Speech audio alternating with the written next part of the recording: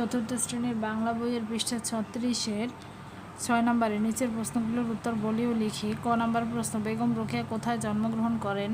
উত্তর হবে রংপুরের পায়রাবন্দ গ্রামে। খ নম্বর, বাড়িতে লোক এলে রোকেয়া কোথায় লুকিয়ে থাকতেন?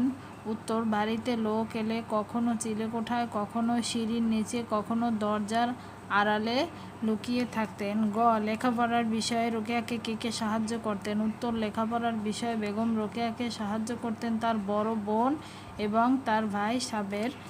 ঘ নাম্বার, রোকেয়া কখন পড়াশোনা করতেন, কিভাবে পড়াশোনা করতেন? উত্তর, সারা বাড়ি যখন নিঝুম তখন মোমবাতি জ্বালিয়ে পড়াশোনা করতেন।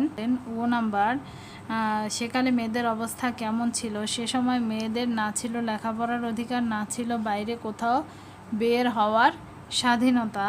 চ নম্বর প্রশ্ন, রোকেয়াকে কেন নারী জাগরণের অগ্রদূত বলা হয়? বেগম রোকেয়া মেয়েদের অধিকার প্রতিষ্ঠায় লড়াই করে গেছেন, যার জন্য তাকে নারী জাগরণের অগ্রদূত বলা হয়। ছ নম্বর, নারী শিক্ষা কেন প্রয়োজন বুঝিয়ে বলো। গাড়ির দুটি চাকা যেমন সমান না হলে চলতে পারে না, তেমনি মেয়েরা ছেলেদের থেকে পিছিয়ে থাকলে সমাজ ঠিকভাবে চলতে পারে না বা সমাজের উন্নতি সম্ভব নয়। সেজন্য নারী শিক্ষা প্রয়োজন।